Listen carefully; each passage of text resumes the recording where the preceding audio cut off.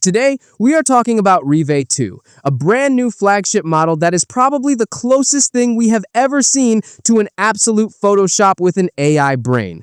Honestly, in some specific editing tasks, it even beats GPT Image 2. Why? Because with Reve 2, you can actually touch and click on individual objects and elements right inside the image to edit them. It introduces an advanced, layer-based editing system that isn't even available in GPT Image 2, and it fully supports 4K quality. So, in this video, we are going to put this new contender face-to-face against the current heavyweight champion, GPT Image 2, to see if it really takes the crown. Alright, so right off the bat on their homepage, you can see exactly how this tool works. It is not like your usual AI generators where you just type text and pray.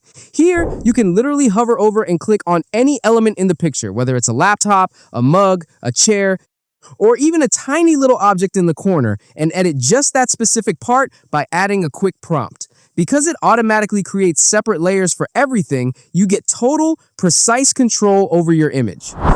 Now, just to be transparent, this tool is not 100% free, but the good news is that you do get some free daily and hourly credits to test it out. Let's click on New Album. You'll see this huge clean canvas in the center, your prompt controls on the right side, and your basic image upload options at the bottom. To start our test, I went over to Grok and generated a high-quality poster prompt for a premium protein powder. I'll paste it right here in the Reve prompt box.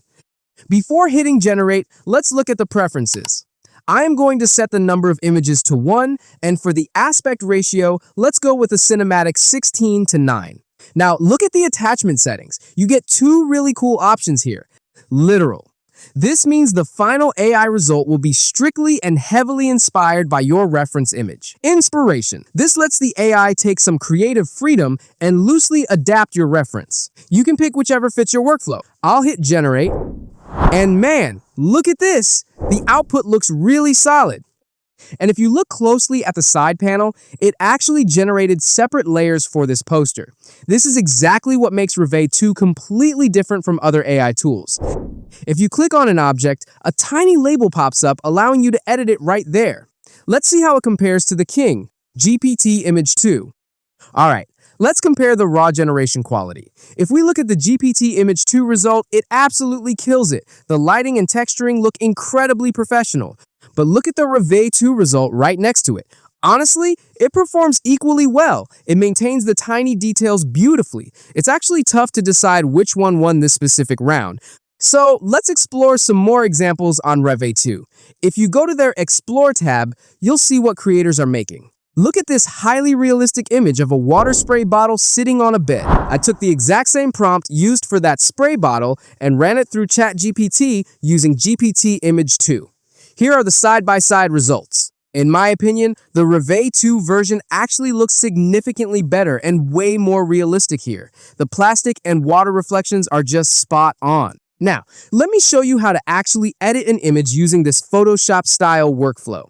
At the bottom of the screen, you get a bunch of editing tools. I am selecting the spotlight option. This allows me to literally draw a mask over a specific portion of the image. I'll highlight the spray bottle and type a simple prompt in the small box. Change its color to pink. Then I just click apply on the sidebar.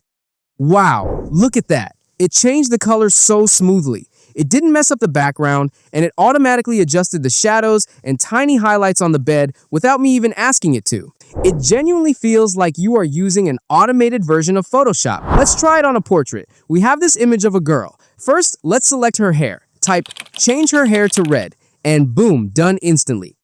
Now, let's do something way harder. I'm going to select her sunglasses. A small prompt box pops up, and it actually allows you to upload a reference image for the edit. I went to Amazon, randomly downloaded a picture of a completely different pair of sunglasses, and uploaded it as an attachment in Reve. I typed, replace with this sunglasses, hit the check mark, and clicked apply on the sidebar. Let's do another one. We have a poster here, and I want to replace the camera in it. I'll select the spotlight tool, highlight the camera, download a totally different camera image from the internet, upload it, and tell the AI to replace it. It does it with millimeter-level precision. You also get a standard draw brush tool. You can just sketch over an empty area, click edit, type put a water bottle here, and it drops it in seamlessly. Alright, let's try something really challenging. Let's try to recreate a viral YouTube thumbnail using both tools. I downloaded a dramatic image of the famous Bangor Fort, uploaded it to Reve 2, and used a detailed background prompt. After tweaking a couple of settings, it gave me this clean background. Then, I generated individual objects one by one using the layer tool to assemble the final scene. Here is the Reve 2 thumbnail result.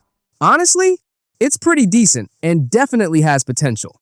But now, look at the GPT Image 2 thumbnail result. In this case, I have to be honest, the GPT Image 2 version matches the original cinematic vision and mood of the thumbnail much better. Now, to be fair, neither of them completely beat the original human-made thumbnail because I did this test really quickly.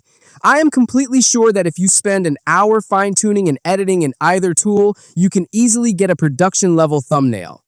So, what's the final verdict? Reve 2 feels incredibly fresh and different because of that touch-to-edit, layer-based system. I am not saying it is outright better than GPT Image 2, but it absolutely gives you way more control and flexibility for precise editing. On the other side, GPT Image 2 is still a bit smarter out of the box and has superior raw creative generation abilities, so it completely depends on your specific use case.